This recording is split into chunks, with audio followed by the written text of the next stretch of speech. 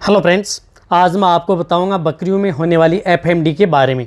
यदि बकरियों में खुरपक्का मुंह पक्का रोग हो जाए तो इसके क्या लक्षण हैं और इलाज कैसे करना चाहिए और क्या सावधानी आपको बरतनी चाहिए, इसके बारे में आज आपको मैं डिटेल से बताऊंगा। क्योंकि मेरे पास इस प्रकार के बहुत ऐसे कमेंट्स आ रहे थे कि सर बकरियों में एफएमडी हो जाए तो हमें क्या क्या ट्रीटमेंट या कौन से इंजेक्शन व दवाइयाँ दे करके हम कंट्रोल अपनी बकरियों को कर सकते हैं, यानी डिटेल से बताया जाएगा। वीडियो लंबी भी होगी तो वीडियो को आप स्किप करके मत देखना, वीडियो को पूरी देखना। वीडियो पूरी देखेंगे आपको पूरा प्रॉपर नॉलेज मिल जाएगा। वैसे एफएमडी यदि पशु में होती है, बड़े लार्ज एनिमल्स में होती है, तो उसके बारे में मेरे चैनल पर प्रैक्टिकली वीडियो बनी हुई है कि यदि आपके पशु में एफएमडी हो जाए तो कैसा ट्रीटमेंट किया जाता है, वो भी आप जा करके देख सकते हैं। देखो, यदि आपकी बकरियाँ खाना पीना बंद कर देती हैं, यदि आपकी बकरियाँ मुँह से चप या लार सी आती रहती है, और यदि आपकी बकरियां जकड़ या कड़क के खड़ी हो जाती हैं और मुंह से झाग या लार आती रहती है, तो ये देख लेना चाहिए कि आपकी बकरियों में एफएमडी हो गई है। और साथ साथ आपकी जो बकरियां हैं उसके खुर के अंदर छाले से हो जाते हैं, मुंह के अंदर छाले भी हो जाते हैं, लेकिन वो 1-2 दिन निकलने के बाद में होते हैं। लेकिन शुरुआती तौर पर बकरियाँ खाना पीना कम, मुँह चप की आवाज़, पानी पीती हैं तो पानी को पीने की बजाय खाने की तरह करती हैं, तो ये देख लेना चाहिए कि इसमें एफएमडी आ गई है। और जब भी यदि आपकी बकरियों में इस प्रकार की यदि शिकायत देखने को मिल जाती है तो आप जो बकरी ग्रसित है उस बकरी को आप अलग कर देनी चाहिए जो बकरियां बनी हुई है। यदि आप अलग नहीं करेंगे तो इस एक बकरी से दूसरी बकरियों में फैलने वाली डिजीज़ है, क्योंकि एक संक्रामक है, एक वायरल डिजीज़ है जो कि आपकी बकरियों के लिए बहुत ही घातक है। यानी इसका पानी भी, यदि आप जो संक्रमित एफएमडी से ग्रसित जो बकरियां हैं उसका पानी खाना या साथ में रहती हैं तो दूसरी बकरियां ग्रसित हो जाती हैं। इस प्रकार धीरे धीरे पूरी की पूरी जो आपकी बकरियों का झुंड है वो एफएमडी का शिकार हो जाता है। लेकिन अब की बार जो एफएमडी आई है उसके अंतर्गत मृत्यु दर भी बहुत ज़्यादा है, यानी बहुत ज़्यादा बकरियों की मौत भी हुई है। तो आप पहले तो आप अपनी बकरियों को यदि पहचान कर लें कि यदि आप अपनी बकरियों की पहचान कर लेंगे तो आप अपनी बकरियों को एफएमडी से मरने से बचा सकते हैं। और रही बात आप अपनी बकरियों का खान पीन क्या करना चाहिए, वह मैं आपको भी अभी बता दूंगा। वैसे यदि आप अपनी बकरियों को यदि जिस प्रकार से मोटे अनाज दे रहे हैं तो वह अनाज कम कर देना चाहिए, क्योंकि इस कंडीशन में यदि आप अपनी बकरियों को मोटे अनाज दे रहे हैं तो उसमें क्या है कि बकरियों को मृत्यु दर की शिकायत ज़्यादा रहती है। तो आप उसे जो खल्ली होती है वह आप अपनी बकरियों को दें, यदि आप अपनी बकरियों को अभी बचाना चाहते हैं तो। और जब हो जाए तो कौन सा इंजेक्शन आपको लगवाना चाहिए, क्या ट्रीटमेंट करना चाहिए, कौन सी टेबलेट देनी चाहिए, वह मैं आपको मेरी टेबल पर लेकर के चलूँगा। और रही बात वैक्सीन के बारे में मैं आपको एक अलग से वीडियो लेकर के आऊँगा।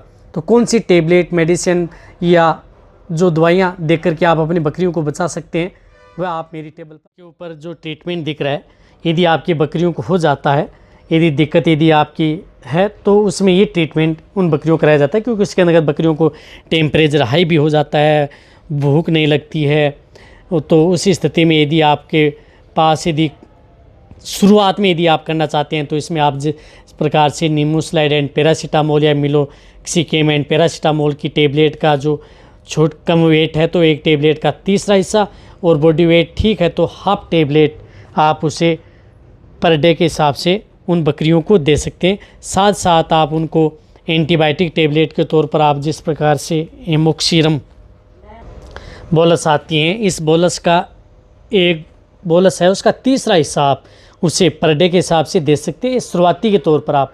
यानी इनमें से एक एंटीबायोटिक टेबलेट और एक टेबलेट आप अपने बकरियों को दे सकते हैं। यदि आपके पास नज़दीक यदि पशु चिकित्सक की सुविधा उपलब्ध नहीं हो तो ये आप उसका ट्रीटमेंट कर सकते हैं लगातार 2 से 3 दिन। यदि 2-3 दिन में यदि ठीक हो जाती है, साथ साथ आपको जो पोटेशियम परमंगनेट आती है इसका प्रयोग आपको करना है ज़रूर, क्योंकि पोटेशियम परमंगनेट का बहुत ही बड़ा रोल होता है एफएमडी के अंदर। तो मुंह को अच्छी तरह से साफ़ करें। इस पाउडर को आप थोड़े पानी में लेकर के, पानी अच्छा सा लाल गुलाबी कलर का हो जाए, बहुत ज़्यादा भी यूज़ में नहीं लेनी है, कम भी यूज़ में नहीं लेनी, बीच किसी आपको पानी में घोल करके उसके मुँह और पैर हैं या उनके खुर हैं वहाँ पर उसको आपको डेली डालते रहना है यदि आपको अपनी बकरियों को एफएमडी से बचाना है। यानी इससे तो आप अपनी बकरियों की मुंह की वॉशिंग और खुरों की वॉशिंग आपको अच्छी तरह से पानी से करनी ही करनी है। ये तो आपको पर डे के हिसाब से सुबह शाम आपको करना ही करना है।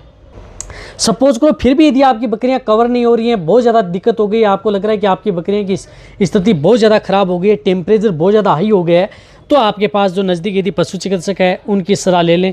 और उसके बाद में जो इंजेक्शन है ऑक्सी टेट्रासाइक्लिन, ये उन बकरियों को जिस प्रकार से 5 से 7 ml इंट्रामस्कुलर या इंट्राविनस ये दिया जाता है, ये इंजेक्शन भी उन बकरियों को लगाया जाएगा। साथ ही साथ जो B complex and liver extract जो बेलामाइल इंजेक्शन आता है, ये इंजेक्शन भी 2 से 4 ml के बीच में उन बकरियों को इंट्रामस्कुलर, ये इंजेक्शन भी बहुत ज़रूरी है, क्योंकि इस एफएमडी के अंदर बी कॉम्प्लेक्स और लिवर एक्सट्रैक्ट का भी बहुत बड़ा रोल होता है। तो इसलिए ये इंजेक्शन भी आप उन बकरियों को ज़रूर लगवा लें इंट्रामस्कुलर। और साथ साथ सीपीएम के तौर पर आप क्लोरफेनेमाइन मेलेट में जिस प्रकार से कैडिस्टिन है, ये भी आप उन्हें 2 से 3 ml उन बकरियों को ज़रूर दें। और यदि आपकी बकरियों में दर्द, सूजन, बुखार रहती है तो साथ साथ आपको जो इस प्रकार से मिलोक्सिकिम एंड पैरासीटामोल जो इंजेक्शन आता है, ये भी आप उन बकरियों को 3 से 5 ml के अंदर इंट्रामस्कुलर, ओनली इंट्रामस्कुलर जो ये इंजेक्शन भी आप अपनी बकरियों को ज़रूर लगवाएं। अब देखो ये जो इंजेक्शन है 1, 2, 3, 4, ये इंजेक्शन आप अपनी बकरियों को लगातार 3 दिन, यदि इस तरह की दिक्कत है तो लगातार 3 दिन आप अपनी बकरियों को ज़रूर लगवाने हैं।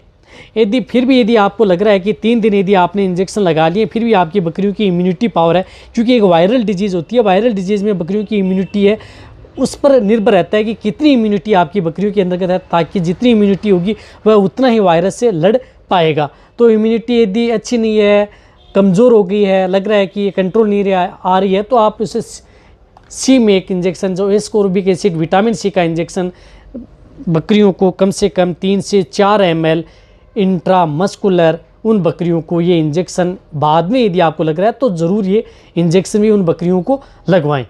देखो ये है, मैं आपको क्रिटिकल स्टेज की बातें बता रहा हूँ। यदि आपकी बकरियाँ फिर भी कंट्रोल करने की कोशिश करें तो इसे विटामिन जो आती हैं लिक्विड वे भी उनको साथ देते रहें। बहुत ज़्यादा यदि आपकी बकरियों में दिक्कत हो गई है तो आप, और साथ साथ उन्हें गुड़ का जो पानी होता है, घोल है, वो भी आप उन्हें पिलाते रहें थोड़ा थोड़ा, 100 से 50 ml जो है, और 20 से 50 ग्राम के अंतर्गत आप गुड़ लेते हैं और पानी को घोल करके आप उन्हें लगातार उन बकरियों को देते रहें, ताकि उनका जो डाइजेस्टिव सिस्टम, लीवर है, वह भी अच्छी वर्क करती रहे और कमज़ोरी भी ना आए, और बकरियां आगे आपकी जो बहुत ही ज़्यादा जो वायरल है वो आगे आपकी बकरियों में न फैले। अब सावधानी, बचाव रखना, आपको साफ़ सफाई रखनी है, अलग रखनी है, ये आपको ज़रूर बचाव करते रहना है। और ये टेबलेट व इंजेक्शन आप इन बकरियों में प्रयोग करवा सकते हैं। रही बात बचाव, इनका टीकाकरण ही होता है। टीकाकरण के बारे में मैं आपको अलग से एक डिटेल से वीडियो लेकर के आऊँगा। यदि आपको ये मेरी वीडियो अच्छी लगी है तो नीचे जाके आप कमेंट में लिखिए। मेरी वीडियो को आप अपने दोस्तों के साथ और मेरे जितने भी वेटरनरी स्टूडेंट या बकरी पालक हैं उनके साथ आप इस वीडियो को जितना उसके शेयर करें। मेरी वीडियो को आप लाइक करें, आपके एक लाइक से मेरे को मोटिवेशन मिलता है और मैं आपके लिए अच्छी से अच्छी और नॉलेजेबल वीडियो आपके लिए हर समय ऐसे रहता रहूँगा। यदि आपने अभी भी चैनल को सब्सक्राइब नहीं किया है तो सब्सक्राइब कर लें, उसका कोई पैसा लगने वाला नहीं है, बट आपको बहुत ही अच्छी और प्रॉपर नॉलेज आपको आने वाले समय में ऐसे ही मिलती रहेंगी। इसी तरह से आप मेरी वीडियो देखते रहें, इसी तरह से आप मेरे को प्यार देते रहें। थैंक्स, धन्यवाद।